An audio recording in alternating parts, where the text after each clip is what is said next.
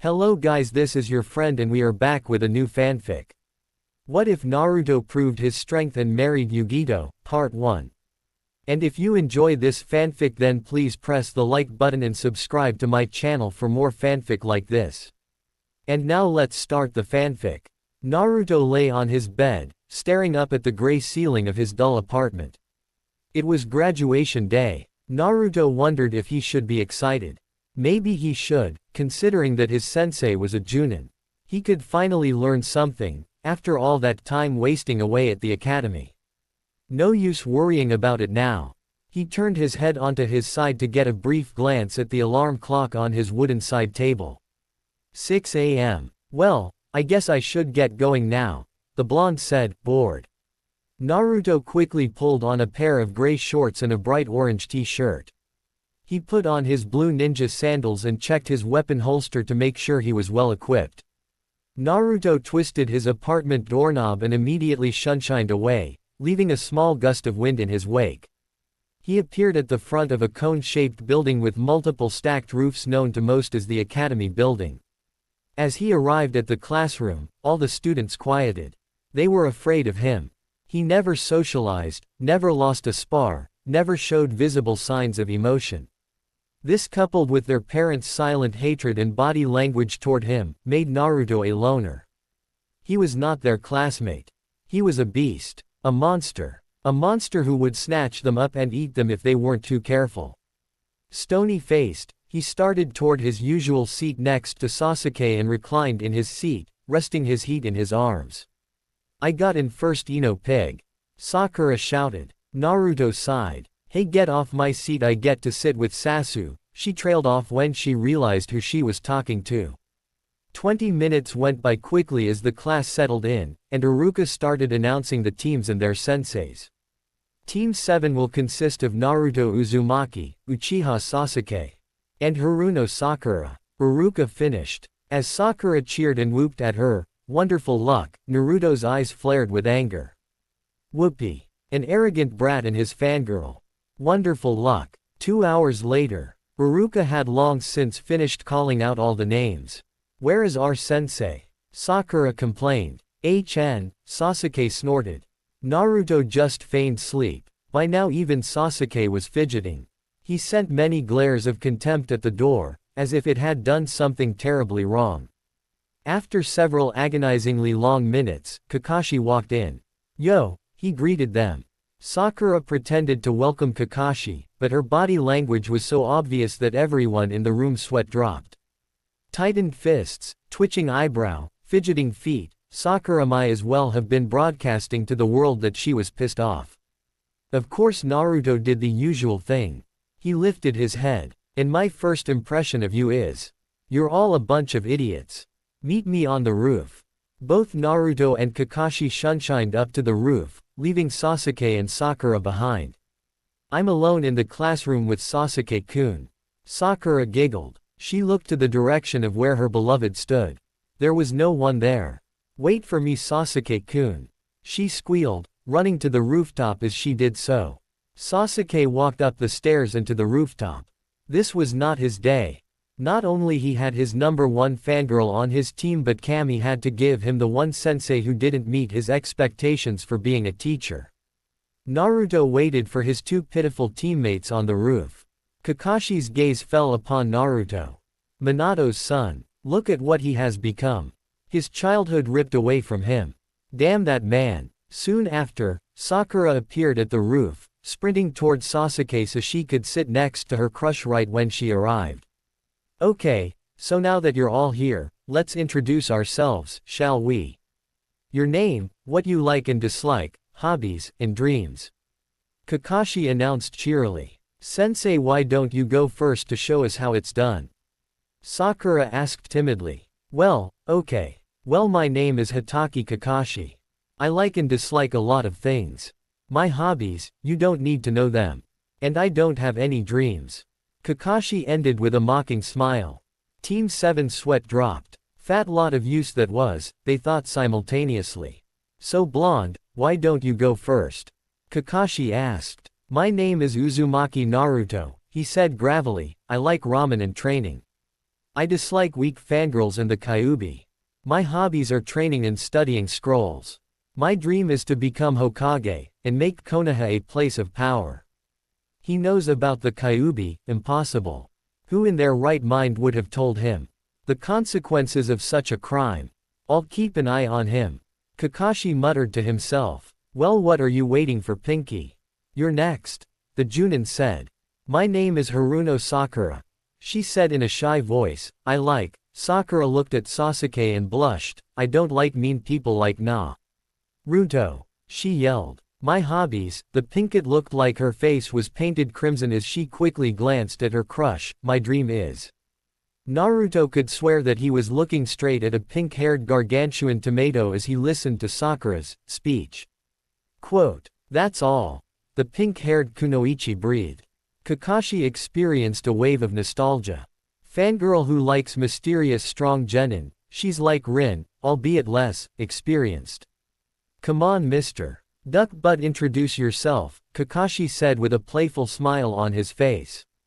Sasuke's eyes narrowed, practically radiating malice. I'll teach him to mock an Uchiha. Junin or not, he still thinks I'm an average genin. Underestimating me will cost him his life. My name is Uchiha Sasuke. I like nothing, and I hate a lot of things. I don't have any hobbies. My dream is not a dream. It is an ambition, because I will make it true, Sasuke said darkly. I will avenge my clan and kill a certain someone. Sasuke finished with a grim smile. Well, that's a wrap. Kakashi exclaimed, tomorrow we're going to do a survival test. Also, don't eat breakfast. You'll throw up. See you tomorrow at Training Ground 7 at 5 a.m. Kakashi immediately shunshined away, and Naruto followed suit. Sasuke leapt away, rooftop to rooftop, and Sakura tried to do the same. The sound of a large crash reverberated around the village, and soon after, someone would walk by and wonder why there was a kunoichi-shaped hole in the weapons store wall. Naruto sat on the saggy, wooden rooftop at 4 o'clock, gazing up at the stars. He wore a pair of baggy black pants and gray and orange t-shirt with a Konoha symbol on it. Naruto sighed, thinking about the training he'd put himself through to get to his level. Flashback. Thunk, thunk, thunk. The kunai hit the trees so hard that they toppled over, roots still stuck in the ground. He lay there panting in the middle of the square-mile-wide clearing that he had, accidentally, created while training. Naruto always trained in the forest. There was no one there to glare at him. No one there to stand by at the side watching in horror and awe. He felt at peace in the green, sheltered place. Kage Bunshin no Jutsu, he yelled. When the smoke cleared, 4 reinforced shadow clones replaced it and got in a stance. Our favorite blonde put a bandana on his eyes, effectively blinding himself. The clones attacked him ruthlessly with kunai, shuriken, and anything in his vast arsenal of techniques. Suiten, Suiryuden no Jutsu. One of them cried. Dodging the destructive jutsu, Naruto followed up with a devastating blow to the stomach, and finished him off by punching him in the face. The clone didn't stand a chance. It dispelled with a poof. Taking advantage of the opening, the 3 clones closed in on their original, doing hand seals for the blade of wind. I know it's a Suna technique, but this is my story. Futen, Kase no Yaiba. They yelled, throwing the deadly wind blades as they did so. Shit, have to dodge, Naruto thought. He leapt in the air and started doing hand seals for the technique that would finish the battle. Suiten, Suikuden no Jutsu.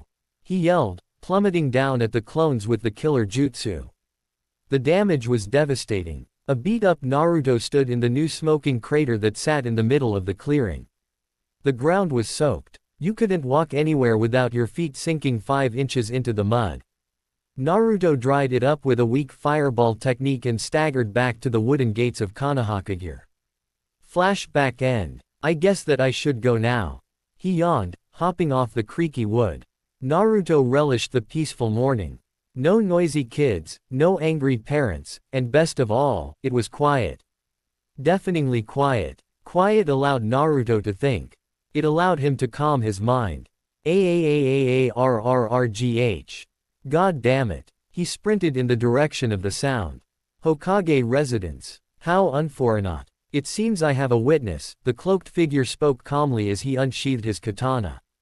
Iruka backed away, sweat pouring down his neck, shivering with fear. There's no way you'll get away with the forbidden scroll. He discreetly pulled out a kunai. I have no chance. Have to escape. Must warn. ... Iruka gurgled, blood seeping out of his mouth. Warm liquid soaked his Chunin flak jacket. He looked down to see the blood-soaked katana pulled out of his abdomen. He collapsed in a small pool of his own blood. His body twitching pathetically on the ground. Still picking on weaklings, wolf. Naruto stood on a tree branch at the edge of the clearing, staring impassively at the hooded figure. The cloaked figure turned toward the blonde boy. Do not get in my way. Don't get the delusion that just because you are a Jinchuriki that master will let you off easily. It is easy enough to kill you and create a new Jinchuriki. With that, the figure leapt onto the branch and shunshined away. Or at least he would have, if a kunai were not embedded in his skull. The mysterious person toppled off the branch. It fell to the ground with a thud. Naruto grinned, sharp teeth glinting in the moonlight. Shinobi rule of battle number 1, never turn your back on an enemy. That may be true, Naruto acquiesced, but never forget that there is nothing more disposable than a mindless drone. His good mood was suddenly wiped away by one thought. I have to get Iruka to the hospital, don't I? He sighed in defeat and leapt down to the ground to fling Iruka over his shoulders. Naruto shunshined to the front entrance of the hospital. He entered quickly, not wasting any time. Get your ass up and get this guy treated. Naruto barked at the drowsy secretary, who hurriedly called a doctor to get Iruka in a hospital room. A team of medics rushed to Iruka and laid him on a stretcher. Kidney punctured. Bleeding out. Need disinfectant, a medic muttered as Iruka was rushed away. His job done, Naruto strolled out of the hospital and headed toward the training ground. 9:30 p.m. Naruto sat in a tree, observing his teammates from above. Despite a calm, cool facade, he was actually rather irked at his sensei's tardiness. Punctuality was an essential factor of the path to becoming a strong shinobi. Kakashi Hatake of all people should be stern, strict. He shouldn't be late, and relaxed. Sakura fumed, while Sasuke brooded. They could be described as people doing completely different actions, however they were both thinking the same thing. Where the hell is our sensei? A swirl of leaves and a poof of smoke revealed their sensei, mockingly smiling at the two genin. You're late. Sakura screamed, increasingly frustrated at her terrible luck. Paired up in the same team as the murderous psychopath of the year, a sensei who obviously couldn't care less about training them, and the fact that being paired up with the best students in her year meant that she was the dead last. Not exactly Sakura's ideal week. Well, on my way here a black cat crossed my path, so I had to take a longer route. Kakashi answered with an eye smile. Sakura grumbled and sat down on a wooden bench. My, Sakura, why are you sitting down? Kakashi asked. Well, Naruto isn't here yet, and Sakura trailed off when Kakashi chuckled, wearing a genuinely confused expression. Naruto's been here for half an hour already. Why don't you come out, Naruto? Kakashi informed them. Naruto gracefully hopped out of his tree and walked over to his team with his hands in his pockets. Now that you're all here, Kakashi said, ignoring the glare that Sakura was giving him. I will explain the rules of the survival game. There are 2 bells. You have until sundown to take them from me. The person who doesn't get one has to go back to the academy. Come at me with the intent to kill. 3, 2, 1, go. All 3 genin disappeared from sight. Kakashi was surprised to find that he could only find 2 chakra signatures. Sakura's paw. There's no way I can get a bell before Naruto and Sasuke. Just not possible. All I can do now is help Sasuke pass. Maybe he'll notice me then. I'll just have to make do with passing next year. With her newfound determination, Sakura set out with a steely gaze. Behind you. Sakura froze. Back to regular paw, which is everyone's. Naruto heard an ear-splitting scream. Sakura's out. Now let's see how Sasuke does. The test was dubious at best, and a trick at worst. There was no way that they would be passed as a two-man cell. It just wasn't done. Most likely it was a teamwork exercise. Naruto thought about teaming up with Sasuke, but quickly discarded the plan. Sasuke was too prideful to team up with him and Sakura would blindly followed Sasuke around Ikki had a leash tied around her neck. With the current arrangements, it was impossible to pass the test the normal way. 5 shuriken flew out from the brush, forcing Kakashi did a kawarimi to get out of the way. Seems like Sasuke's making his move. Naruto inwardly laughed at the attack, amused at Sasuke's attempt to harm Kakashi. The leaves rustled, which indicated that Sasuke was now running. He was caught, of course, no normal genin could outspeed a Junin. Kakashi relaxed and let Sasuke become confident, allowing the Uchiha to think that he stood a chance in battle, before proceeding to beat him into the ground with a smile on his face. Sasuke ended up being dragged into the ground up to his neck, gritting his teeth as he tried to move. Well, I guess it's time I made my move. He raised his chakra signature to astounding heights to scare Kakashi, and made 5 reinforced clones, 4 of which ran in and surrounded their original sensei. The last one sprinted in the general direction of his teammates. Naruto lowered his chakra signature again. The clones effectively cut Kakashi's chakra reserves in half, ruthlessly pounding him with deadly jutsu and strategically thrown kunai. Eventually the Jonin destroyed all of them but one, and the last clone escaped. Naruto closed in on his sensei, preparing a earth-style jutsu. Doden, Dos Kiryu, he yelled. A colossal dragon rose from the earth with the intent to obliterate the Sharingan user. Naruto made 2 clones and they all charged in, kunai poised for attack. Kakashi's eye widened in shock. Incredible. That's an A-ranked jutsu. This is the result of that training. The silver-haired shinobi dodged past both clones and went straight for the original with the intent to dispatch him. In one move, Naruto watched as the limp forms of Sasuke and Sakura slammed into his sensei's back, causing him to collapse on the ground. And I'll take these, Naruto said smugly. Naruto's and his clone high-fived, before it poofed into smoke. Kakashi slowly staggered up into a semi-standing position, causing the unconscious forms of Sasuke and Sakura to topple onto the ground. You realized what the real meaning of the test was, huh? You just knew that the other genin would never team up with you? Kakashi asked. Reeing. The alarm sounded for sundown. I guess the whole team passes. I can't only pass you, Kakashi said with an eye smile, let's inform them of the good news. It was then that Sakura's eyes fluttered open. She turned, then, oh Sasuke, are you okay? I was so worried about you. Sakura cried, throwing her arms onto him. Get off of me, Sasuke said, annoyed by his teammates' scary tactics. Well, what do we have here? Kakashi said. Sasuke's face turned as red as it could possibly get, although Sakura acted as though nothing happened. Why don't you tell your teammates the real reason of the test? The lazy ninja said. It was teamwork, Naruto answered, surprising his teammates. You two are too stubborn to even think of it. And Sakura, you didn't even try to get the bells, much less team up.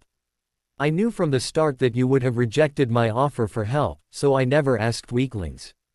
Naruto said, glaring at Sakura. That's all, Kakashi said cheerfully. Sakura, Sasuke, you're dismissed. Naruto watched as his sensei's demeanor changed abruptly. The Jonin turned to face his student. Naruto, I want to know how you know those jutsu, Kakashi said seriously. I took scrolls from Konoha's library. I had to find a way to protect myself from the damned villagers. But then I found out that learning new jutsu and training as hard as I can makes me calmer, and more peaceful. Naruto A.N.'s word truthfully, it gets my mind off things. I know there's more to it. The blonde's expression turned guarded. That's all I'm going to tell you. I'm leaving. Kakashi watched as his cold and powerful student sprinted away, out of his grasp. Yugito stood at the Kurabi's rapping stage. Kurabi-san, your brother is gonna kick your if you don't stop rapping. Yugito said exasperatedly. Don't worry. 'Cause I'm the rappin' killer bee. Kono Yaro, Baka Yaro. The blonde rapper yelled, flinging his arms in the air. The large crowd below them cheered. Killer B. I'm your #1 fan. One of them screamed. It's your face, Yugito muttered. Once I start, I gotta finish my rap. Kono Yaro, Baka Yaro. Kurabi said, fake tears coming out of his eyes. Yugito's sweat dropped. He was going to be in for a beating.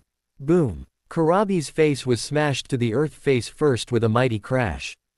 Baka. The Raikage yelled, I told you not to rap anymore. I'll keep on rappin' even if ya kick me cause rappin's my life, not to do it'd be a sin. Kurabi answered energetically. Bonk. After the two brothers calmed down, Yugito asked why the Raikage was here of all places. We cannot discuss it here, come to my office. The old man replied. Yugito and sprinted to the Raikage's office at speeds that the human eye could not follow, leaving B to entertain his fans. The two entered the building at lightning speed.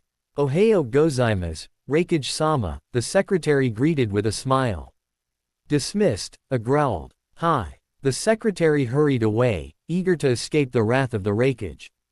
The two settled in, while the Raikage activated privacy seals. Not even Shinobigashira could listen in. This will be an S-ranked mission, A said. Hi. The nine-tailed Jinchūriki is a rogue. Unpredictable. Mysterious. Powerful. And at the tender age of 12. With proper training, this child could become one of the most powerful Jinchūriki in existence. Quote. Yugito had a lump in her throat. She knew what the Raikage meant by proper training. The torturous training that no one should have to endure. Do I want to subject another person to that training? This is a child. He has a whole life ahead of him. Do I want to ruin that? Yes. Yes, because it is for my village. I want you to convince him to come to Kumo. You will have as much time as you need. Try to empathize with him, but if you can't, force him to come. Only a Jinchūriki can do this. Hi, Raikage-sama, but I must question your judgment. I may be a jonin, but I'm only 14, wouldn't Kurabi-san be the better choice? He is stronger, and more experienced. Yugito said questioningly. I made Yugito younger for Naruto's sake. The aged Raikage sighed, the village needs B, he is the strongest Jinchūriki in the village. Therefore, you are the better choice. His sensei is Kakashi of the Sharingan, and should he find out what you are doing, he will do everything in his power to stop you. Lay low and make sure he doesn't notice you. The boy may be just a fresh genin, but beware, hardly any information has been found on him. He tends to slip away. The rest of the info is in this scroll. You have a month to prepare, it will not be easy. Go. All right. The young Jinchūriki said. Naruto's POV 10 o'clock. Our blonde hero stood with his team in training ground 7, waiting for his late sensei. Technically, he arrived an hour late, but since Kakashi hadn't arrived yet, it didn't really matter. Ah, there he is. Naruto thought. A miniature tornado of wind and leaves appeared, and when it cleared, Kakashi stood in its place, smiling cheerfully. Today Team 7 is going to embark on its first mission. Kakashi said. Sakura cheered, and even Sasuke couldn't suppress a small smile, although Naruto's face remained emotionless. They don't know what I know, Naruto smirked inwardly. His teammates would be in for a huge disappointment. Time skip 10:30. Ah. I got poop all over my hands. Sakura screamed, flailing her now filthy arms through the air around her. Kakashi smiled. The first mission for Team 7, cleaning dog poop from a local park. Split up the work. Naruto has to clean 3/5 of the park, and Sasuke and Sakura have to clean up the rest. Kakashi has to read Ika Ika Paradise. Naruto sat on a park bench, sharpening his kunai. He looked up now and then to watch Sasuke pick up dog waste with a disgusted look on his face. The blonde had finished cleaning his area in a minute. It was a simple matter of using weak wind and water style jutsus to clean it up. Who cared that the poop just ended up on the civilians in the park? This is the life, he thought, staring at the sky. Time skip 3:30. A filthy-looking Team 7 stood in the Hokage's office, tired and weary from the 5D ranks that they did. Naruto was the exception, even though he did most of the work. Despite that, there was one thing they were all doing. Glaring at their treacherous sensei. Kakashi looked amused. The tiny amount of killer intent that Sakura and Sasuke were sending him was pitiful. It could probably scare a guinea pig to death. That was until Naruto also turned toward him. Naruto was fed up with bullshit. Old man, he growled, stop fooling around. The old Hokage sighed, although he hid a mischievous smile under the emotional mask that he put up for the genin.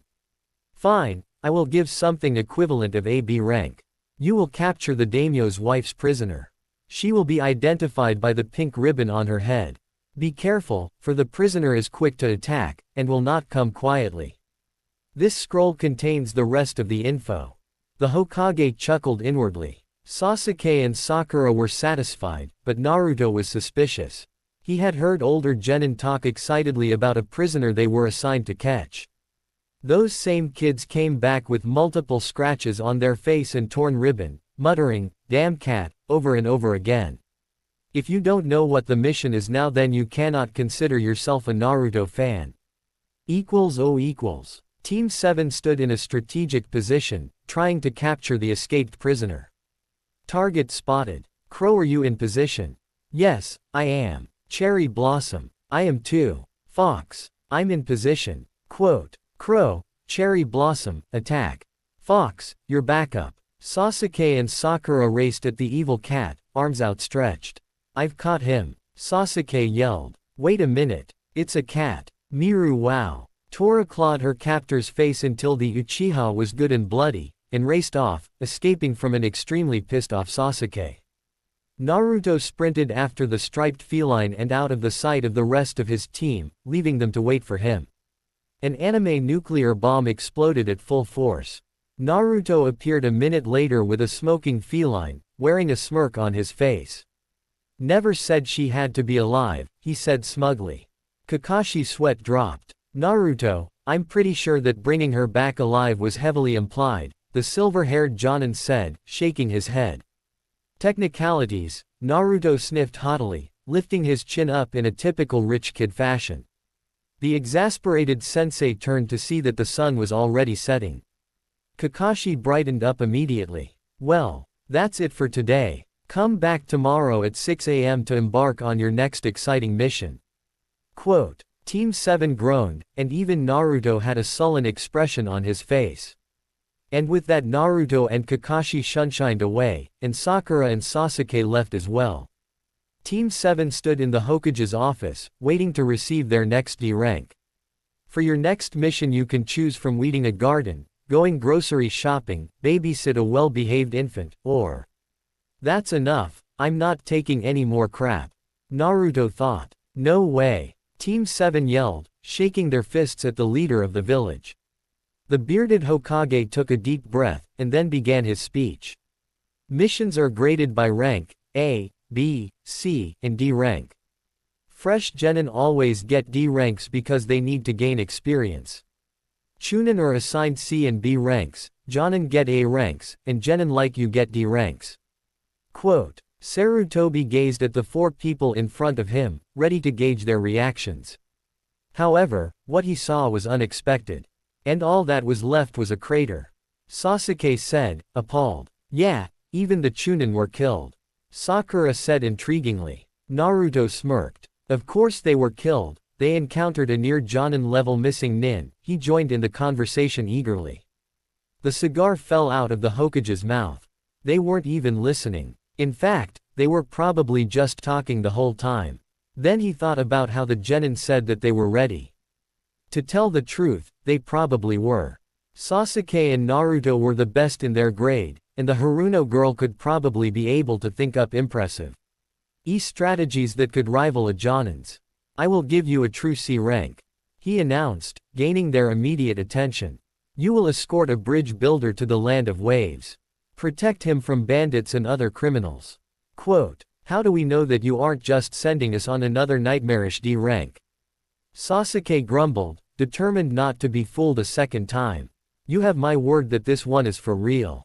Trust me, a Hokage never lies. Quote. Naruto snorted. Ignoring Team 7's antics, the Sandaime called in Tazuna. Tazuna walked in with a wine bottle, red-faced from drinking too much alcohol. What's this? They're just a bunch of brats. He grumbled, clearly dissatisfied. The bridge builder shut up when 3 pairs of eyes started glaring at him with massive amounts of killer intent. Kakashi decided to speak up. Naruto, Sasuke, Sakura, stop trying to scare our client to death, and also, Mr. Tazuna, my team and I are more than capable of handling the situation even if something goes wrong. He said, appealing to the old drunk. Now, is everything clear? Sarutobi asked. Everyone nodded their heads. Meet me at the gate at 5 o'clock so don't be late. Kakashi ended with an eye smile. Team 7 snorted. Time skip. Next day 4:45. Sasuke and Sakura arrived at the gates of Konoha, ready to wait for their other teammate and their ever-late sensei. That was why they were surprised to find Naruto and Kakashi waiting for them. You're not late, Sakura yelled, shocked beyond degree. It's a genjutsu, it's a genjutsu, it's a genjutsu, Sasuke repeated in his head, hoping that he hadn't gone crazy. What are you talking about? Naruto asked, annoyed. How could I be late for my cute little Genin's first C rank? Kakashi said, imitating a baby's voice. Sakura's eyelids twitched. Great. While we wait for Tazuna, we can do some team bonding. Kakashi announced cheerfully. No. Damn. Way. Naruto thought, trying to imagine what Kakashi was thinking. He disappeared in a swirl of leaves, leaving the rest of his team to have fun with Kakashi. The blonde Jinchūriki walked down the street towards Ichiraku Ramen, wondering what kind of gruesome torture Kakashi had thought up for Sasuke and Sakura. Oh well, I get my ramen, he thought, sitting down at his favorite restaurant. Hey, old man, 3 bowls of miso ramen. Tuki gave him his bowls. Time skip 5 o'clock. Team 7 and Tazuna stood just outside of Konoha, ready to leave. Well, my minions, off we go. Kakashi announced with an eye smile. The genin walked down the path, thinking that they were ready for anything this mission could throw at them. How very wrong they were. Omake, Team 7's bonding. Now, we are going to play Team Hide and Seek Tag Ninken. A chibi Kakashi announced, causing a chibi Sasuke and Sakura to sweat drop. Kakashi summoned his ninja dogs, and then explained the rules of the game. You hide, and then my Ninkens find you. Then, you play tag. When they catch you, you lose, got it? Sakura couldn't help but find that something was missing. But sensei, if that's how we lose, then how do we win? You don't. 3, 2, 1, go. The large hounds sprinted towards them, baring their large, knife-like teeth. An ear-splitting scream woke up many people in the village that night. Team 7 trudged across the dirt path, excited that they might finally get some action. Naruto walked past a puddle, noticing that it was laced in chakra. He stared at Kakashi, expecting for a confirmation. Kakashi met his eye, and then looked away. That was all Naruto needed as he sharpened his senses, getting ready for an attack. Without warning, spiked chains captured Kakashi, pulling him apart. 2 men with mist forehead protectors appeared behind Naruto, mistakenly thinking that he was the weakest of the team. The blonde responded accordingly, shun shining above them, kicking them both in the head. The first kick knocked out Mizu, but Guzu stayed conscious, and made a desperate lunge for Tazuna. To his surprise, Sasuke intervened, kicking the mist nin in the ribs. This only slowed his pace however, and he continued toward Tazuna. Sakura stood in front of the petrified bridge builder, kunai held up. Just as Naruto was about to kill Guzu, Kakashi appeared, holding the mist nin in a half Nelson. Naruto and Sasuke glared at him. Show off, they thought. Tazuna-san, the Jonin said. Yeah, what? We need to talk. Once the demon brothers were all tied up, Kakashi spoke. These are Chunin from the Hidden Mist Village. Their specialty is relentless attack, they never give up, no matter what the sacrifice, the lazy Jonin said. How did you know about our attack? Guzu coughed out, struggling to stay conscious. Then Naruto entered the conversation. A puddle, laced with chakra, Naruto said. Kakashi nodded. Then why'd you let the genin do the fighting? Tazuna said angrily. I had to know who they were after.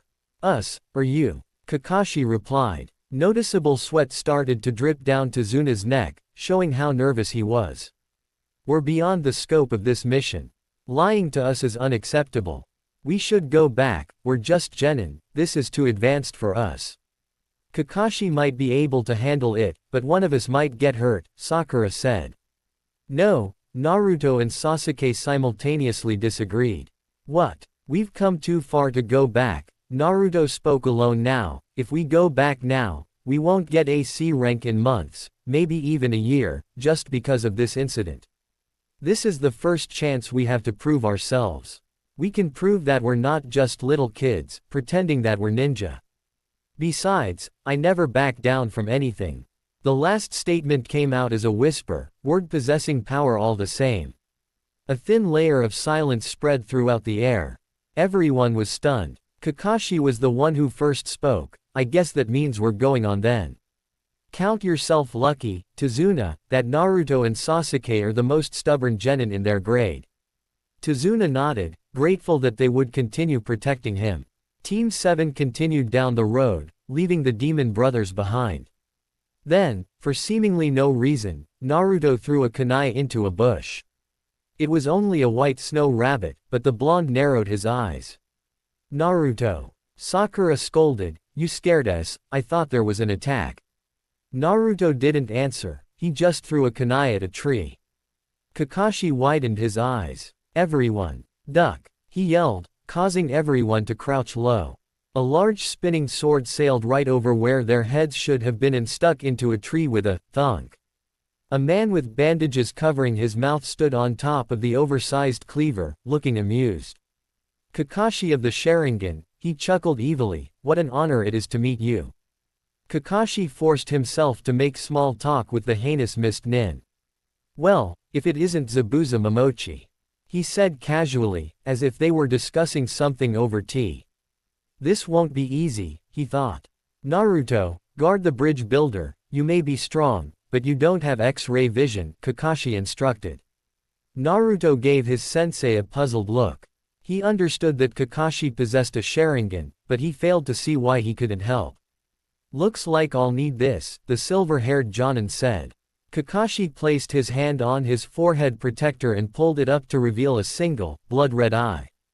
Sasuke's eyes widened. The Sharingan. Only Uchihas possess that power.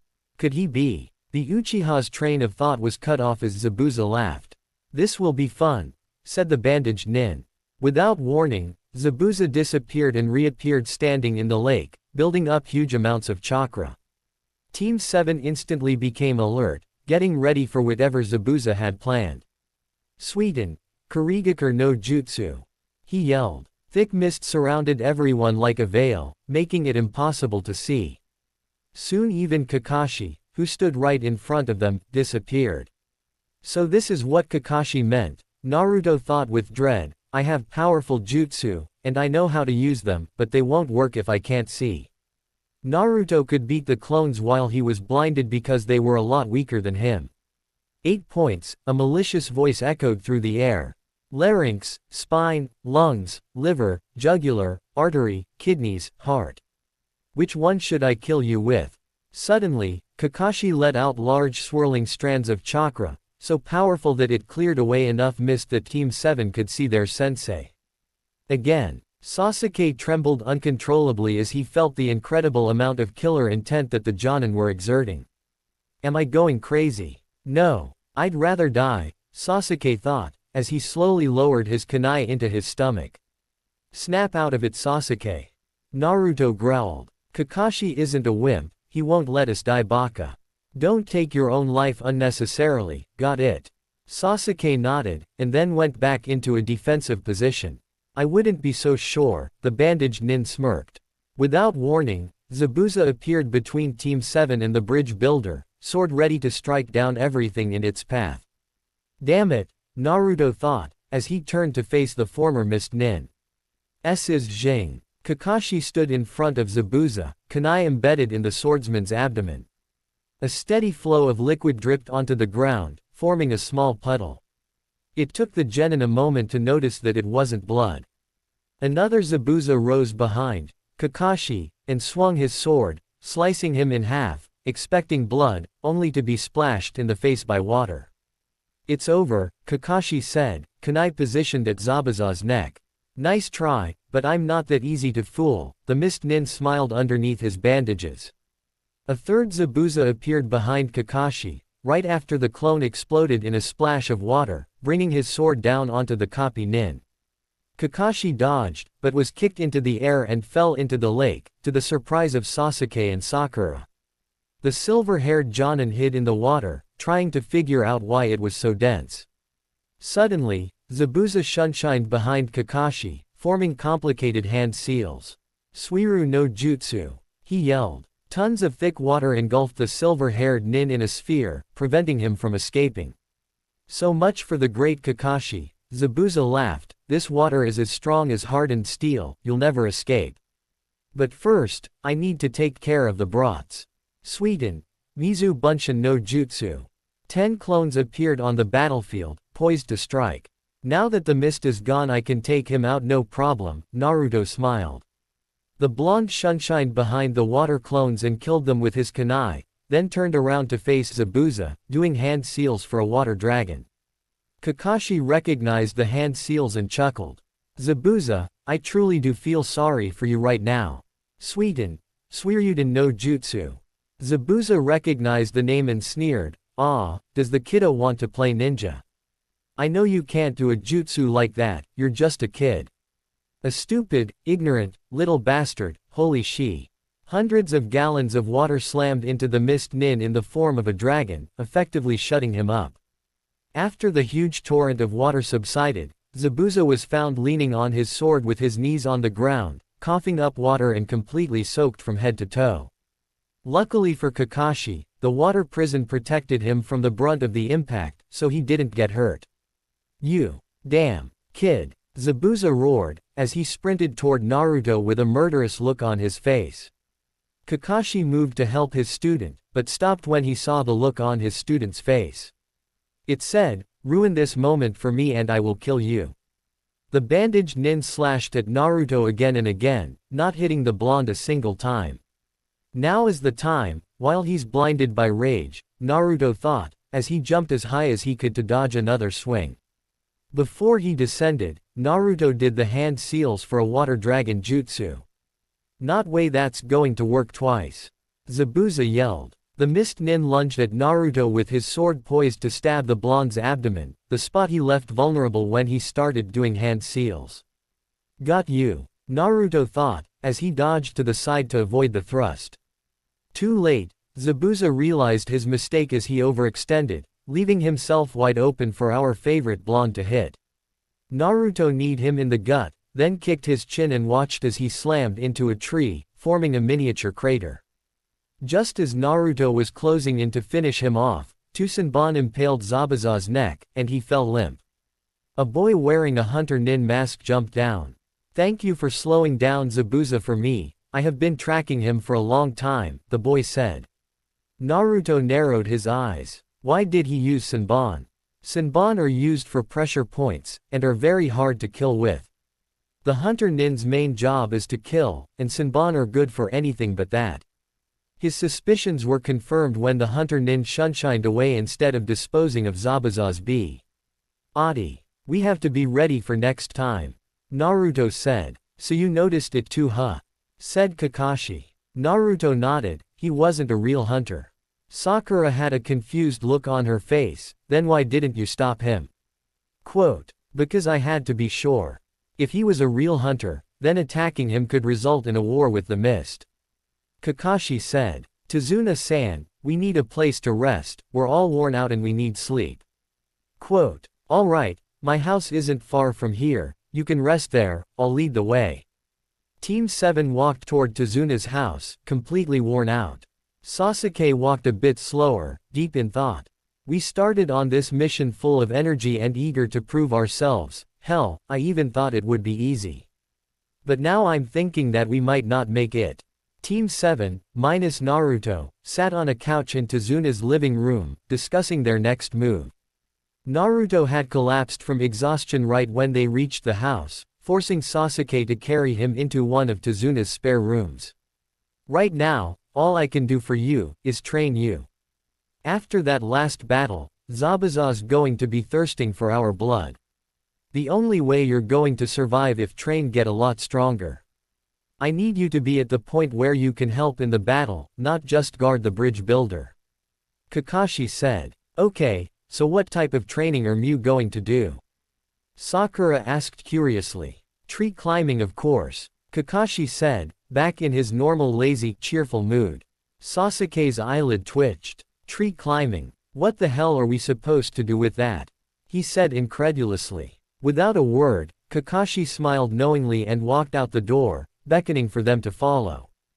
Bewildered, the two genin followed their sensei out the door, trying to make sense of how climbing trees was supposed to train them.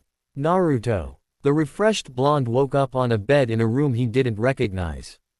He got up and walked out the open door, and to his surprise, a woman was standing right in front of him. What the? He started, reaching into his weapons pouch. No. Don't attack me. I'm Tsunami. Tazuna's daughter. This is his house. Your team left to train in the woods, she explained as quickly as she could. Relaxing, Naruto took his hand out of his pouch and said, thanks, before he ran through the hallway and out the door, running into the thick green forest. Oh. Sasuke and Sakura watched as Kakashi walked over to the tree. He planted a foot on the trunk. And another. And another. Until he was literally walking up the tree as if it was the ground. The two genin's mouth hung open, eyes widening like discs. Why you're walking up a tree? Sakura whispered. Yes, whatever, Kakashi replied, trying to hide his pleasure at Sakura's compliment. Just focus your chakra at your feet and climb up. Chop, we haven't got all day. My Ninkin will be here to motivate you. Quote. The two genin got a terrible feeling in their gut when they heard the word motivate.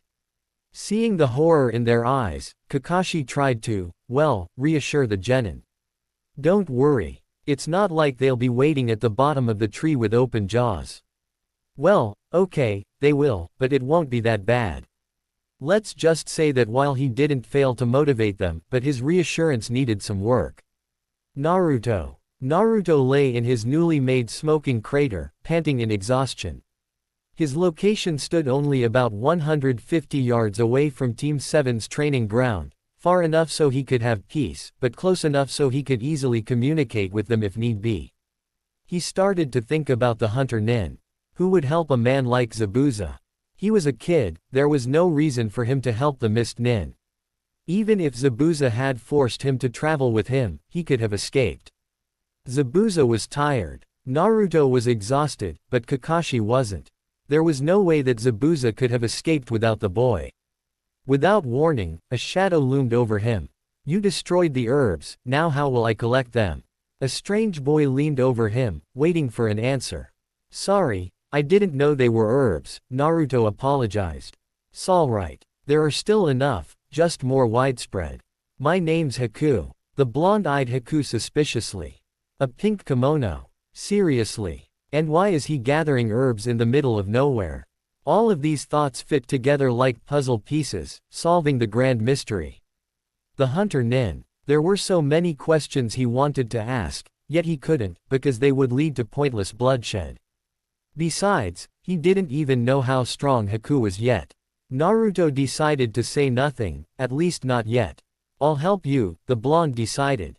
Pick the green ones, the yellow ones are dead, they won't do anything but make people itchy. Haku said. He isn't very good at keeping secrets. Naruto observed. Why do you train so hard? Naruto looked at the long-haired boy in surprise. Do you have anyone you want to protect? Precious people. Haku continued. Naruto regarded his fellow 12-year-old boy. No. Naruto said it bluntly, not softening anything whatsoever. People who do not have others who are precious people tend to live an unhappy life, Haku said truthfully. But then again, if you live your life doing the right thing and are lonely because of it, I guess it is okay. So even though you don't have precious people, you should do the right thing, and that should make you happy. That is what I believe, Haku finished, trying to read Naruto's expression. Why are you telling me this? Naruto was genuinely confused, although he didn't show it. I don't have many kids my age to talk to. And I think that you should do what you think is right, or you'll end up becoming something that you know is wrong. Naruto stayed silent, lost in thought. So even though you don't have precious people, you should do the right thing, and that should make you happy. Those words repeated themselves over and over in Naruto's mind. What do I think is right? The two boys continued gathering herbs in silence. When they finished, they stood up. By the way, I'm a boy, the kimono-clad boy told Naruto. Naruto raised an eyebrow. I know. It was Haku's turn to be surprised. Really? I'm actually quite used to people thinking I'm a girl. Haku shrugged, and bade Naruto farewell. The blonde also bade Haku farewell, but with troubling thoughts. Did he do the right thing by letting the boy go? Haku didn't seem like a bad person, but judging by the way he threw those Senbon, he was obviously a powerful ninja. Zabuza would probably bring him along, he wouldn't underestimate Team 7 again. Without Haku, it would take a lot longer for Zabuza to heal up. If he had surprised him and killed him, then maybe. The right thing. Naruto stood up and left the field. He had done the right thing by letting Haku leave in peace. But the next time they saw each other, they would be enemies. He would go for the kill with no qualms whatsoever. Tazuna's house, 30 minutes later. Team 7, Tazuna, and Inari sat at the dinner table eating while Tsunami cooked. Grandpa, why are those ninja even here? They're just gonna die. Kakashi raised an eyebrow. Gato's gonna slaughter them. Just like they did with Dad. Naruto was getting annoyed. Hey kid, do everyone a favor and shut up, will you? Quote. Everyone gasped. Naruto. Don't say that to our client's grandson. Sakura scolded. Not even Dad could kill Gato. No way losers like you will be able to kill him. Inari screamed. Will you just quit whining and shut up? If you're sad about something, do something about it. Stop being a self-pitying bastard, damn it. Inari said nothing. He walked out the door and gently closed it. Running could be heard from inside the house. Well, that's it, Naruto said, as he stood up and walked into his room. Kakashi was silent. All he knew was that Naruto had hurt a boy, and that he would talk to Inari. Yugito. The blonde kunoichi sat on her bed in her room, flipping through a stack of files. She was looking for information about Naruto. So far, all she had was that he was strong for his age, he had blue eyes, and had bright blonde hair. Everything else was repetitive. She sighed in frustration. Naruto was the freaking Jinchūriki of Konoha. How come her village had more information about a fat kid named Choji? Nothing in the files was there information about his academy scores, his training, his styles of fighting, nothing. Yugito stopped when she laid her hands on a small, folded, crinkled sheet of paper. Unfolding it, she stared intensely at the mysterious slip of paper. There was something about it that was strange. Why was it folded and wrinkled? It was like someone crumpled it up and was about to throw it away, but then decided to put it with the files anyway. But not noticeable. She read the slip of paper. Her face paled. If you're reading this, then you are trying to hunt down the one called Naruto. Be warned, he is far more powerful than he seems. This is all the information I was able to obtain before he lost me. It's not much, but I'm sure it's more than what anyone else obtained. Here it is. Naruto, arguably the most hard-working ninja in Konoha. Rookie of the year by far. Strength. High Jonin. People who want him dead. His whole village. Whoever found that info was crazy. At least, that's what Yugito kept trying to tell herself. Except that when she thought about the other Jinchūriki she knew, which wasn't many, she began to believe the information. Because all Jinchūriki were alike in many ways. Yugito dodged spies from other villages all the time. She was high Jonin level.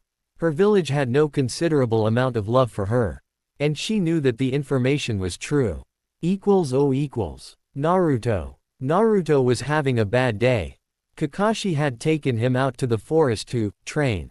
The Jonin said that they were just having a practice spar, but once they started, it was clear that the Sharingan user was battering Naruto with everything he had. Naruto managed to dodge most of the blows, but he still got bruises all over his body, and boy they hurt. The blonde actually won that fight. It was a simple matter of tiring Kakashi out and then going in for the final hit, but even so, Kakashi walked out of the fight with a lot less wounds than Naruto did. Kakashi was still sore over the fact that a mere genin had been able to defeat him so easily in his belt test. Naruto was sure of it. The Jonin didn't give a damn about who won and who lost the fight. He just wanted to walk out with less bruises than Naruto had. The silver-haired ninja was still smiling as he walked back to Tazuna's house with his student. Well, time to get revenge, Naruto smiled grimly. Kakashi would be in for a surprise.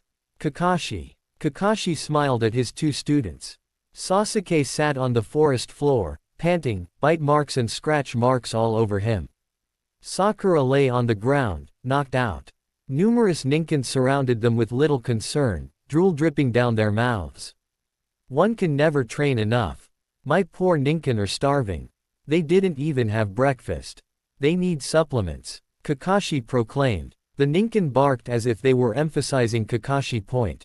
Sasuke gritted his teeth. How did Sakura, the hopeless fangirl with no skills whatsoever, surpass him, and Uchiha, in something as simple as climbing trees? It was inconceivable. It completely messed up his superiority complex. The pink-haired fangirl got to the top of the tree on her first try, while Sasuke, the elite Uchiha, hadn't even reached the top after numerous tries. Sasuke eyed Kakashi suspiciously. Maybe he's secretly helping her and making her seem better to motivate me, Sasuke concluded. With that happy thought in mind, Sasuke staggered to his feet and started training again. To his surprise, Sakura did too, jumping to her feet as if she wasn't even fatigued. What the? $? How is she up? She was out cold a moment ago. Sasuke thought in wonder. Naruto watched his teammates from behind a bush, smiling grimly. Switching out Sakura with a clone when no one was watching was easier than he thought it would be. His plan was simple. So simple, in fact, that he knew Kakashi would suspect a trap by the blonde. Sakura would ask Kakashi to demonstrate how to tree walk. Kakashi would know that she was up to something, but would decide to go along. The Jonin would think that Sakura was using reverse psychology. Make it seem like the trees were the threat, but in actuality, the ground was the danger. That's what the Jonin would think. Naruto's clones hid under a genjutsu in every single tree within a square mile. Right when Kakashi stepped foot on the tree, the clone would grab his ankle. The other Narutos in the vicinity would stay hidden, and when Kakashi escaped and tried to run, they would tackle him, and do as much damage as possible. The cycle would repeat until the Jonin realized that all the trees held one of Naruto's clones. The Narutos would then proceed to attack Kakashi and beat the shit out of him. The lazy ninja would then proceed to try to annihilate the clones all at once with a Kaden or something. It wouldn't matter. The damage would already be done. Ninja trained themselves to look underneath the underneath. They weren't trained to look underneath the surface. Naruto would take advantage of that weakness. Sweet revenge, Naruto thought. Sensei, can you demonstrate tree walking again? Sakura asked timidly. Kakashi narrowed his eye, and then responded. All right. The Jonin slowly walked up the tree. That is, until a hand reached out and nearly caught his ankle. Kakashi nearly yelped in surprise, and then looked at the genin behind him. Sakura looked puzzled, while Sasuke kept training. Good, they didn't see that. I have to give Naruto credit for coming up with a plan as complicated as this. It's almost as if he had help from a friend in high place. Fiery Knight twiddles his thumbs innocently. But that doesn't mean I have to fall for it, Kakashi smirked inwardly. When the clone's hand reached out again, Kakashi stepped on it. The hand retracted immediately. The clone's hand reached out again, this time more cautious. Again, Kakashi stepped on it, and the hand retracted immediately. The third time though, Naruto tried a different tactic. He reached his hand out again, but before Kakashi stepped on it, he used his other hand to grab the Jonin's other ankle. Securing it in his wrist, Naruto punched it. Kakashi felt a bruise developing on his ankle. Trying his hardest to look normal with a bodiless hand grabbing his ankle, Kakashi jerked his foot. It wouldn't budge. He jerked again. His foot still wouldn't budge. Fine, if you want to play it that way, Kakashi thought. He reached into his weapons pouch. Or, at least he tried to. Hundreds of clones poured out from the trees, tackling him, punching him, anything imaginable. They recklessly pounded the Jonin to the ground, regardless of whether they survived or not. Kakashi finally leapt onto a tree branch, out of the reach of the clones, and annihilated all of them with a Gokyaku, but not before bruises decorated every inch of his body. The clones died simultaneously with a poof. The silver-haired Jonin nearly sighed in relief. Naruto, I swear I will get revenge. Kakashi thought, shaking his fist at the sky. With that happy thought in mind, the perverted man reached for his Ika and started to read again. Meanwhile, Sakura and Sasuke stared at the gruesome scene, dumbfounded. I don't even want to know. The two genin thought, watching Kakashi shake his fist at the innocent sky. A shadowy blonde-haired man retreated from the forest. Today was a good day, Naruto thought. Team 7 sat at the bridge, doing their usual. Usual being, Sakura was fawning over Sasuke, Sasuke was being emo, Naruto was fake sleeping, and Kakashi was muttering strange things to himself. Set thousands of traps all around town. No, don't want collateral out from the shadows with a Chidori in hand. No, too loud. Or I could make a sound barrier. Team 7's sweat dropped. He's been trying to find a way to get back on Naruto forever. Sakura thought, shaking her head. Meanwhile, Naruto mentally smiled in triumph. He'll never get back at me. Sakura. Sakura closed her eyes, lost in thought. Ever since the demon brothers attacked, her self-esteem sank lower and lower, as she watched Naruto and Sasuke handle situations expertly. Why, even when under pressure. Granted, Naruto and Sasuke were both above the level of any normal genin, but that didn't make her feel much better. All she had done was stand in front of Tazuna with a kunai, ready to piss her pants at any moment. Sakura wasn't an idiot, she knew that she would have to sacrifice her soft skin, and probably break a few nails, but anything was better than what she was feeling now. She guessed she could ask Kakashi for help, after all, he was her sensei. The pink-haired kunoichi thought for a moment. I guess I could ask for genjutsu training. After all, sensei did tell me that I'm more than adequate at chakra control for my age, and it does take up a small amount of chakra. Genjutsu it is. Gathering up her courage, Sakura walked up to Kakashi. Kakashi-sensei? She asked. Kakashi didn't even take his nose out of his perverted book. Can you teach me genjutsu? Developing a twitch in her eye, Sakura asked again. Can you teach me genjutsu? She asked a little more impatiently. Wow, an orgy. So Ichigo and Orihime are finally doing it. Kakashi cried gleefully. Sakura became surrounded by a fiery aura, with her hair rising in the air. Fire hot enough to burn the strongest of metal raged in the kunoichi's eyes as she cocked back her fist. For once, take your nose out of your stupid perverted book. Quote. Sakura slammed her fist into the side of the scarecrow's face.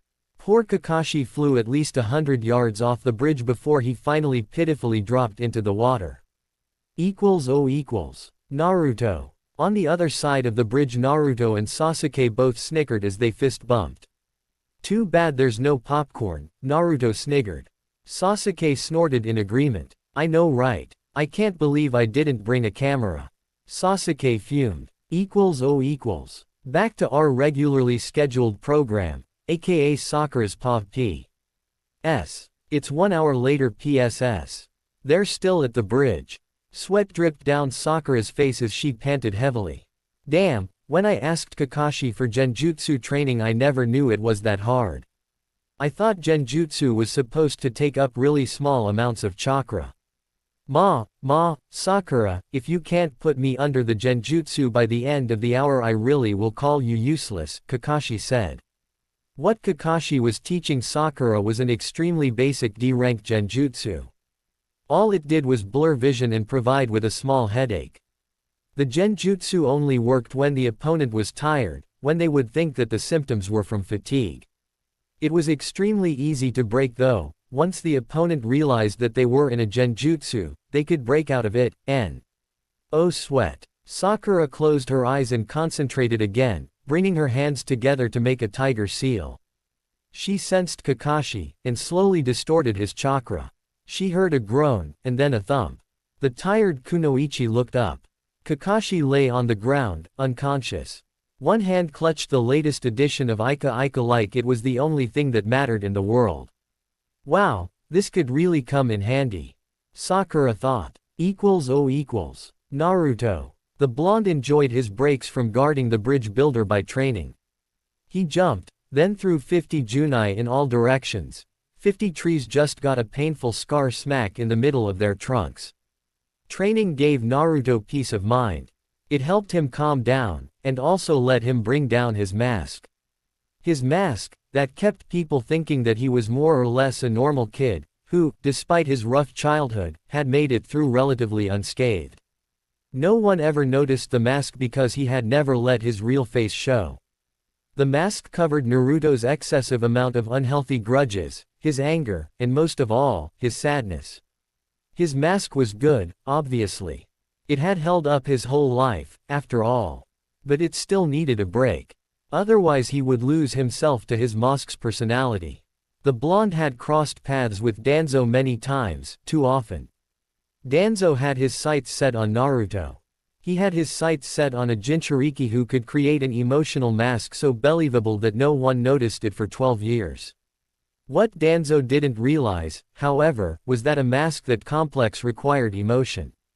Emotion, which Danzo had wiped clean from all of his personal anbu. Naruto gracefully landed on his feet. Maybe that's enough training for today. Zabuza old come any minute. I shouldn't overwork myself. As he walked back to Tazuna's house, he sensed that something was wrong. The forest seemed disturbed. Scratch that, it looked disturbed. The bush he stood in front of was plowed right over. Naruto walked further, just to come across a corpse. It wasn't human, thankfully, it was just a boar, but it had slash marks on it. The slash marks of a sword. Cursing, Naruto sprinted to the house as fast as his legs could carry him, just to hear a shrill scream when he arrived at the house. Naruto entered the door to see a sight that would have terrified most people. One tough, muscled Ronin held Tsunami by the neck, and another, skinnier Ronin raised his sword, about to strike Inari. Thunk, thunk. 2 shuriken lodged in both the Ronin's heads as they fell to the ground. Inari stood behind the 2 dead Ronin, shaking, with a kitchen knife in hand. Inari ran towards Naruto, sobbing and thanking him. Hey, it's all right, no one's hurt. It's okay, Naruto said gruffly. I don't know how to handle kids, mask or not. That's for sure. Tsunami smiled at him gratefully. Thank you. I can't say how grateful I am for that, Tsunami said. Naruto fidgeted. He actually felt uncomfortable. The great Jonin level at age 10 Naruto felt uncomfortable. You'll be okay, right? I have to get back to my team. They're probably in trouble right now. Quote. Tsunami blinked. Of course. Thanks again. If your teammates are really in trouble right now, you should go now. Naruto nodded in acknowledgement. Then he turned to Inari, who had already dropped the knife to the floor. Hey, kid. You did pretty good. With that, he left the house, sprinting toward the bridge at full speed cursing at the rotten timing. Back at the house, Inari let out his first genuine smile in a long time. Sasuke. Sasuke, cursed, trying to figure out why the word, cursed, sounded extremely overused, even though he hadn't even said it before in the entire fanfiction. The raven-haired genin had been fighting the hunter Nin for some time already, but he just couldn't seem to make any progress. Kakashi was fighting Zabuza, and having a hard time of it too. He was out of the picture. Sakura looked like she was about to piss her pants. For some reason, that phrase seemed overused too. What's with overused phrases today, anyway? Naruto was on break, so he probably didn't even know that they were under attack. A Senbon pierced him in the shoulder. Damn it. Sasuke thought up a plan. If he could just get some light somewhere. With a dome of ice mirrors all around him, the light would continuously reflect off it for nearly a minute. It would blind his opponent so he could escape the stupid dome of mirrors and destroy it from the outside. Then he thought of it. Of course, if he could just make a fire. But it would have to be hot enough to emit a large and focused amount of light. Hell, something like that would take almost all of his chakra.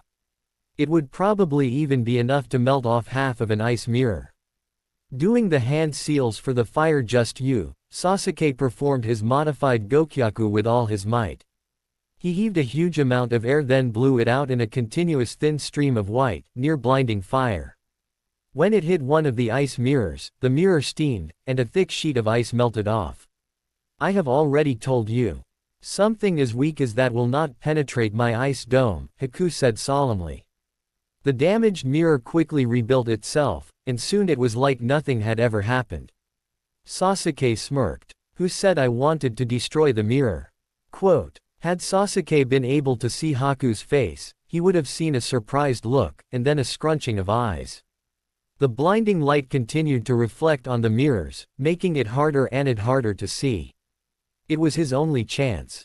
Sasuke ran to an opening between the mirrors, exhilarated that he had outsmarted a Junin-level shinobi. Do you think I see only with my eyes? A surprised Sasuke suddenly earned 3 Senbon lodged in his back. They were painful, but they were just flesh wounds. Hearing and smell could only do so much. Haku couldn't hit a pressure point without his sight. Without warning, 2 tomos appeared in each of Sasuke's now blood-red eyes. His senses sharpened, much to his confusion. 4 more Senbon lodged in Sasuke's back, 2 in his leg, 3 on his shoulder. Sasuke was limping now, he had almost reached the opening. A needle whistled as it shot across his body, missing it by less than a millimeter. His clothes were sliced, it was that close. With sudden horror, Sasuke realized that he couldn't move forward. A string was blocking his way. It was that Senbon. Sasuke quickly ducked under the string, but by then it was too late. Haku had earned his sight back. The Uchiha suddenly realized that his chance to escape was over. He was doomed. Damn it. If Naruto was here they could kick this guy's butt all the way to Kumo. Damn it. Naruto. If you were here, 2 Senbon hit him in the neck. Sasuke collapsed in a heap. Speak of the devil, and the devil shall come, Naruto said ominously. Suiten. Suikuden no Jutsu. Naruto slammed into the dome of mirrors at full force, shattering the whole thing instantly. Millions of glistening shards flew in all directions at once, like a bunch of tiny daggers. Naruto got Sasuke out of the way in time, dodging all of the miniature blades. Kakashi breathed a sigh of relief. Keep your eyes on your opponent, idiot. Zabuza brought his sword down. Kakashi dodged in the nick of time. Haku slowly stood up. The broken shards of the mirrors had not harmed him, he controlled ice, after all. Naruto set Sasuke down on the ground as he got into a stance. He smirked at Haku. I'm gonna kick your ass all the way to Kumo. Omake. Naruto scratched his chin, wondering why his last phrase in the chapter sounded overused. He also wondered why the overused phrase joke sounded overused. It seemed that there were many mysteries in the world to be discovered. Omake. Gotta catch 'em. Gotta catch 'em. Gotta catch 'em all. Pokemon. Naruto's sweat dropped. Inari had been singing the new Pokemon theme song for a while, and man, it did a number on his ears.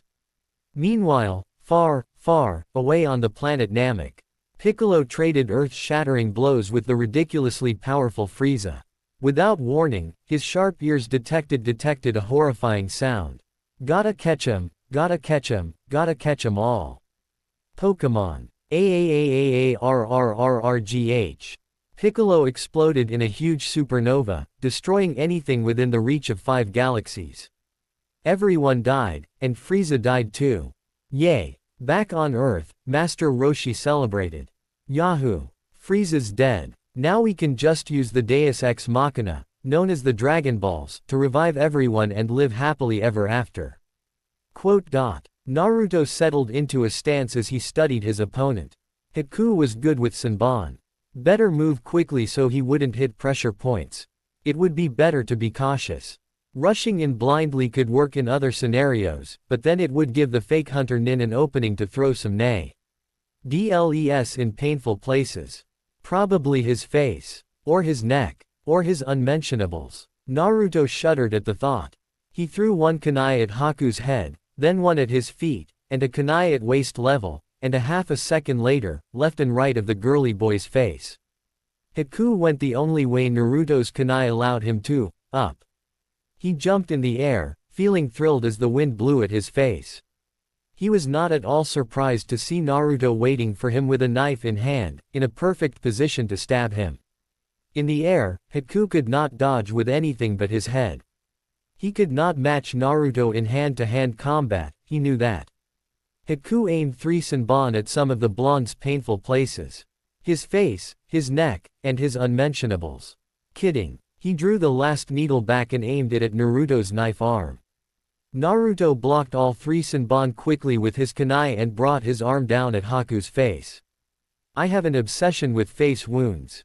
Haku flung his face back as if he had been punched, narrowly escaping his enigmatic opponent. I missed. No, Haku disagreed, and brought his head back to its normal position. Blood matted his hair and dripped down his mask. You hit me. Naruto's facial expression didn't change. I was aiming to cleave your head in half. To me, that was a miss. You're very used to carnage for someone your age, aren't you? You meant to kill me. Haku studied the blonde with a frown on his face. You're no older than me, Haku. The surprised mist shinobi raised his eyebrows in alarm. Naruto smirked. That had created the desired effect. He dashed in, aiming to kill his enemy once and for all. Haku cursed, and blocked Naruto's incoming kunai with a Senbon. He was careless and had let him get close. He had no chance like this. He wasn't good with close quarters, and added to that, it was pretty hard to use a needle like a knife. To Haku's surprise, though, Naruto made a mistake. He extended his kunai too far. Haku closed in for the kill. The Uchiha was no threat, so he didn't kill him. But Naruto was. Naruto was a danger to Zabuza's plans. So Haku would kill him. He ran the blonde through with a kunai. He breathed a sigh of relief. It was over now. He would help Zabuza defeat the Jonin and then kill the bridge builder. But something was wrong. There was no blood. Haku's eyes widened in shock. Kaboom! Naruto's Bunshin went out with a huge explosion, creating a smoking crater in the middle of the bridge. The smoke cleared, revealing a torn-up and ragged Haku in the middle of the crater. Bits of his mask fell off one at a time, revealing his face to everyone on the bridge. Next to him was Naruto, holding a kunai to his defeated opponent's neck. Without warning, however, Haku had a Senbon at Naruto's neck. Naruto regarded Haku like a knight might salute a worthy adversary. Well, I guess I shouldn't underestimate a master of the silent kill technique. It seems like we are at a standstill. Naruto spoke with a smirk on his face. It seems to me that we are not, Haku said cryptically. Haku's hand rose into a one-handed seal. Mikio Hyosho. Shit. If I dig my kunai into his neck, he'll dig his Senbon into mine. I can't do anything. 21 ice mirrors solidified in thin air, creating a dome and surrounding Naruto.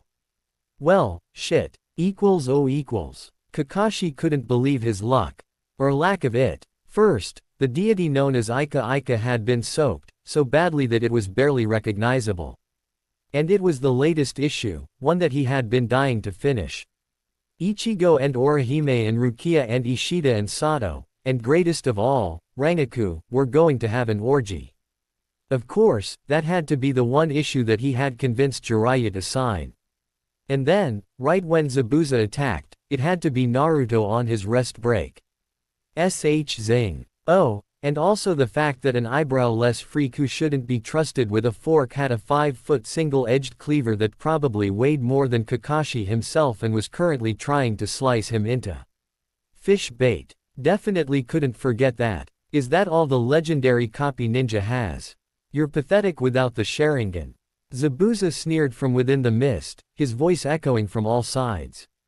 Zabuza's voice may have seemingly come from all sides, but in truth, he was just echoing his voice. Objects. Echo vibrations were usually more widespread than the normal voice, so all Kakashi would have to do was find the most focused point of vibrations. Kakashi strained his ears while Zabuza went off on a speech about how weak Kakashi Hatake really was. Slowly, his eyes shifted to the right. And then he threw a kunai to the left. Clunk. The kunai had found its target, it seemed. The copy nin dashed to the left, another knife already in hand. Clunk. Kakashi blocked Zabuza's sword inches from his face, a bead of sweat dripping down his forehead. The two Junin became locked in an intense close-quarters fight, each one struggling to gain the upper hand. Kakashi concentrated and calmed his mind, always a good thing to do in a fight. Sideways swing from the right, uppercut slash from below, stab from behind. Kakashi barely dodged all of these attacks, not because he was straining, but because he timed everything perfectly. The lazy Junin leapt back to gain some space and settled into a stance. You, my friend, are going to see the true power of the copy ninja, Kakashi vowed, his eyes narrowing with menace. Naruto had an annoying problem. Make that 21 annoying problems glaring at his from all sides. He had tried everything. Even Karyu Enden only burned down half a sheet of ice, which Haku just regenerated with ease. Naruto racked his brain for something, anything that could get him out of this troublesome situation. Suddenly, he realized. He was stupid. So was everyone else who Haku had killed with this jutsu. He could burrow in the bridge. Naruto almost bashed his head on an ice mirror. It was so simple he wondered why no one else had ever thought of it before. Bye-bye Haku, Naruto said, smirking. The blonde threw a smoke bomb onto the ground. As purple smoke restricted Haku's vision, he prepared his technique. Doten. Mogaragakure no Jutsu, Naruto whispered. When the smoke cleared, Naruto was nowhere to be found. There was no evidence suggesting that he had gone underground. Naruto resurfaced outside the ice dome. A grim smile graced Naruto's features. Kage Bunshin no Jutsu, the blonde said. 100 clones appeared by his side. They all took a kunai from their weapons pouch simultaneously, and surrounded it with wind chakra. Before, Naruto had no chance of getting close enough to the mirrors with becoming a pincushion. Now, however, Haku couldn't possibly kill all the clones. He only needed 21 clones. The rest were expendable. Haku's eyes widened. He knew throwing Senbon was useless. He could never destroy enough clones. It would be a waste of needles. Haku fled inside the dome to escape being stabbed by a chakra-infused kunai. As the knives hit their mark, all the mirrors shattered in a beautiful spectacle, at least, beautiful unless one was standing in the middle of it. The ice settled down, revealing Haku, bloodied and covered in minuscule blades of ice. Kill me. I am no longer any use to Zabuza-sama. You defeated me. Now kill me, Haku spoke almost regretfully. Naruto pulled out a kunai and heaved a sigh. All right Haku. I will kill you. Zabuza was held down by numerous ninkin, completely immobilized. Kakashi charged in with his Chidori in hand. Haku stared at the scene in surprise. I have changed my mind. Do not kill me. I can still do Zabuza one more favor. Haku shunshined in front of an enraged and paralyzed Zabuza. Naruto shifted through his thoughts. So even though you don't have precious people, you should do the right thing, and that should make you happy. Do what you think is right. What do I think is right? He shunshined in front of Haku with his back facing him. He would do the right thing. No. My momentum's carrying me too fast. I can't stop. Not again. Rin, and then Naruto. With growing dread, Kakashi plunged the Chidori into his student. Thick, crimson liquid dripped down Naruto's shoulder and onto the ground, forming a circular puddle. Kakashi's eyes widened in surprise. Naruto smirked. There was no way that he was going to become some noble, righteous idiot who died for someone he didn't know. He had taken the Chidori to the shoulder, where there were no important organs. And with the Kyuubi to heal him, there wasn't a chance that he would be crippled permanently either.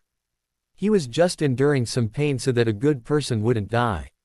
Okay, a lot of pain.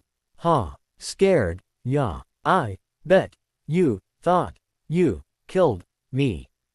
As Zabuza and Haku stood in shock, Naruto took out a kunai, and with one swing, slammed the butt of it into the side of Zabuza's head. The mist nin collapsed to the ground, and didn't get up. Naruto collapsed to his knees, holding himself up with his hands. His sight blurred as he fought to stay awake, but his efforts were in vain. Everything went black. Silence. Nothing but silence for at least a whole minute.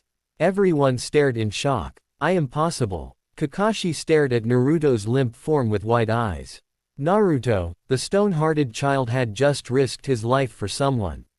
An enemy. Well, if everyone is done being sad about that annoying brat getting backstabbed by his teacher, I'm just gonna come along and kill the bridge builder.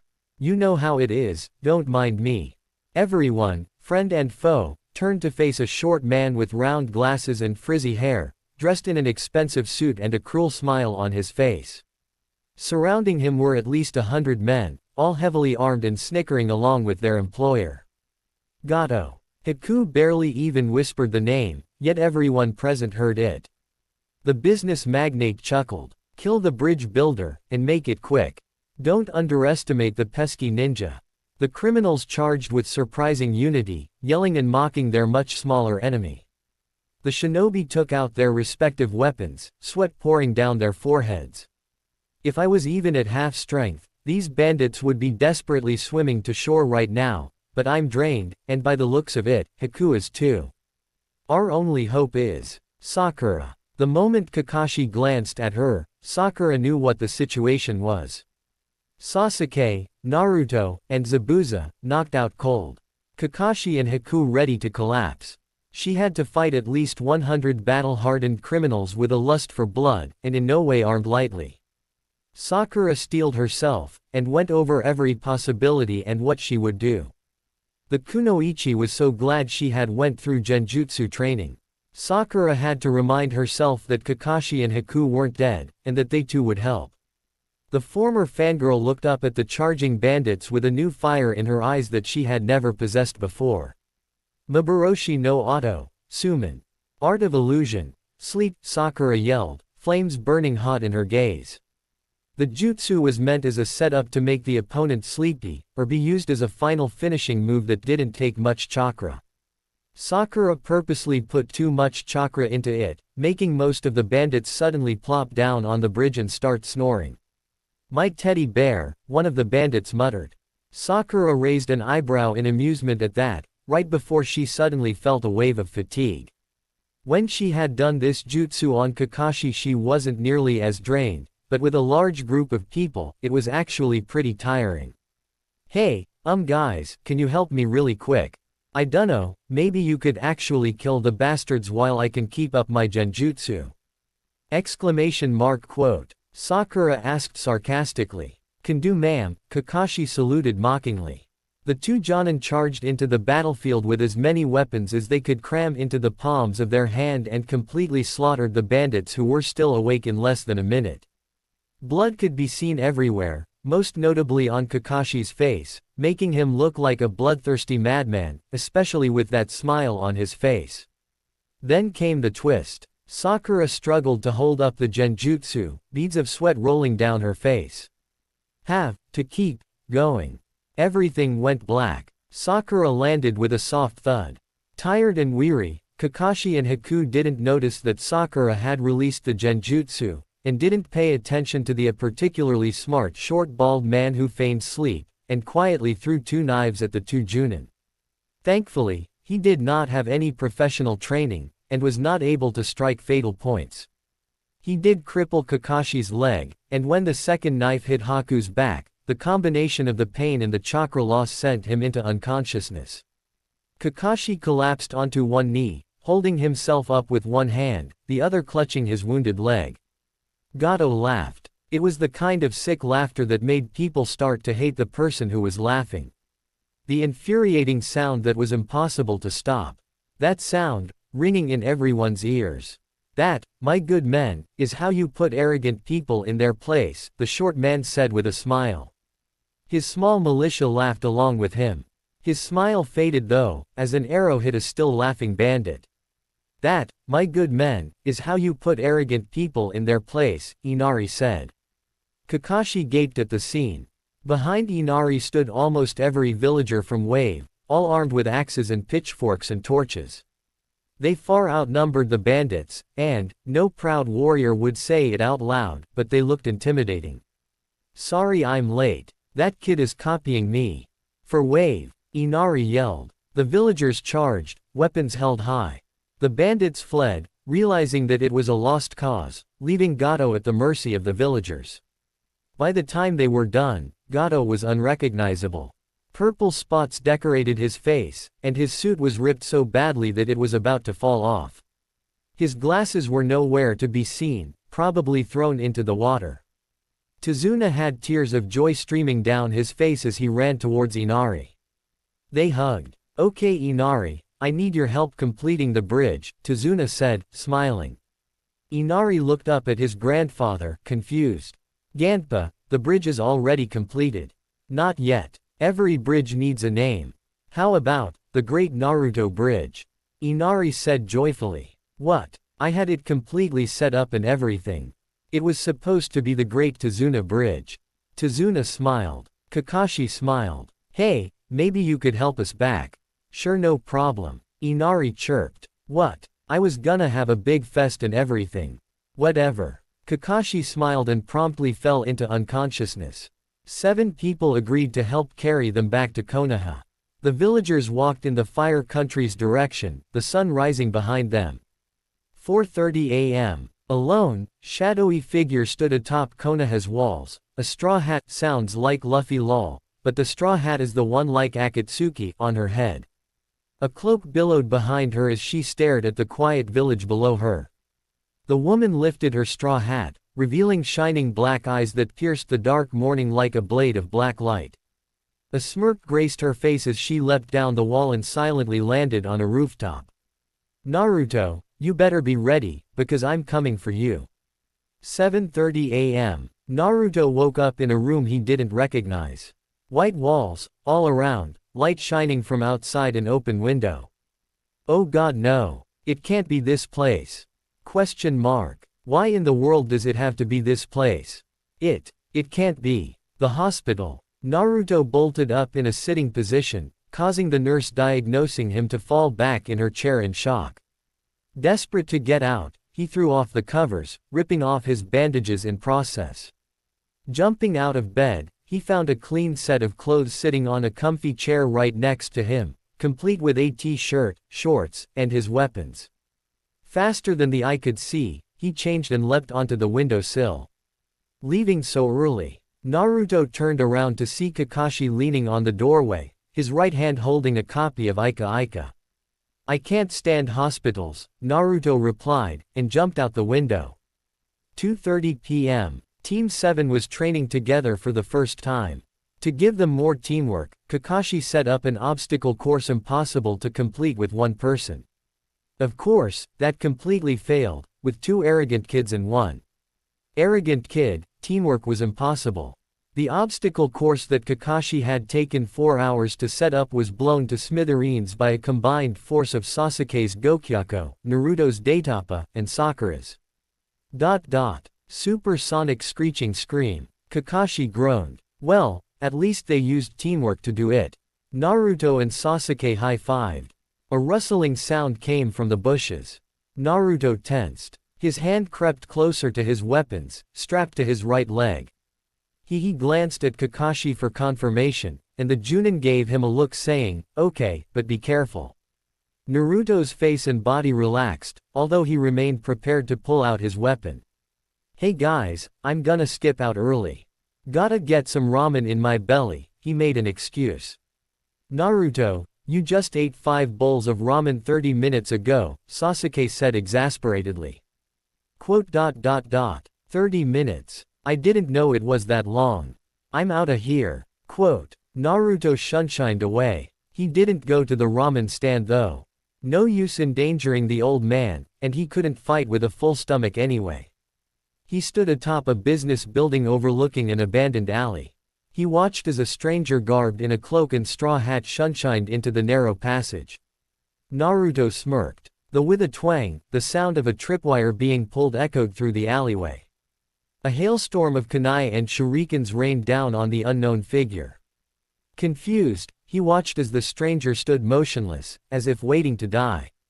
He almost realized what was really happening too late. Quickly, he turned around just in time to block an attack from a mean set of claws. The exchange continued for a moment, then both of them jumped back, in a fighting position. You're pretty good. You strung 50 your kunai onto a string and connected it to a wire in half a second, she said. A smile could be seen underneath her hood. Soon, you're not going to be smiling anymore, Naruto vowed. The blonde's clone appeared behind the stranger. Futon. Daitapa. The clone yelled. The shadowy figure turned back too late. Her straw hat was blown off, to reveal a battle-hardened, blonde woman with dark eyes and a Kumo headband. That was all the proof Naruto needed. He could blow her up without regret. In the next instant, two more clones sunshined behind her, working together to restrain her arms. Kaiten. Karyu Enden. Yugito's eyes widened. A giant, fiery, dragon rose out of nowhere and roared before headed straight for her, closing in for the kill. Yugito unsheathed her claws, popping the two clones in the process. She backflipped away from the dragon and kicked the roof of the building, allowing her to drop down into safety. Fear and mayhem ensued in the mall they stood atop, indicated by the screams and crashing everyone within a mile radius could hear. Naruto gritted his teeth. The dragon couldn't follow her there, where innocent civilians might be caught in the crossfire. Naruto cursed and called off the jutsu. His eyes widened when he heard a rumbling sound from below. He jumped just in time to avoid a huge explosion that definitely could have knocked any man unconscious and given them serious burns. Naruto took out a kunai. Yugito jumped out from through the smoke, claws unsheathed, and engaged with close combat with Naruto. To the regular human eye, only a furious flurry of slashes could be seen. Jumping away, both landed on opposite sides of the hole the explosive tag had made, slightly worse for wear than when the fight had started. Yugito slowly lifting her head to face her opponent. Yugito smiled. She started. Naruto gave her a confused look. Pass. Naruto looked bewildered. What now? Yugito laughed. You pass. You passed the test. And with flying colors, so it would seem, Yugito gazed at Naruto with an infuriatingly superior face. If you're trying something, there are 10 Anbu monitoring this, waiting to jump in if you gain the upper hand, Naruto growled. She laughed again. You might want to take them to the hospital and give them an antidote for sleeping gas. That's all I can tell you. If you're interested, here. She threw Naruto a kunai wrapped in a slip of paper. He easily caught it in one hand. Well, bye. Come by if you're interested. I'm certainly interested in you. Polished and cut, you could become the most beautiful gem ever seen. Smirking, Yugito disappeared in a poof of smoke. An ocean of thoughts swirling through his mind, Naruto jumped down to find 10 Anbu snoring, sleeping on the ground in various positions. One of them in a tiger mask was sucking their thumb and muttering, "You're my teddy bear, aaaallll mine." Quote. 3 p.m. Naruto sat on his small and old bed, looking through bingo books and various village records. All he could find was blonde hair, dark eyes, nails as sharp as swords. One of Kumo's perfect Jinchūriki, Yugito Nii. Perfect control over her Biju, which Naruto found to be incredible. An amazing feat, accomplished by years of torturous training. Oh wait, couldn't forget that she was the freaking Jinchūriki of the Two-Tails. How come he could find more information on some stupid rapper called Killer Bee? Ridiculous. Naruto unfolded the sheet of paper that Yugito had given him. Team 7 Training Ground, 11 p.m. He folded the paper and exited his apartment.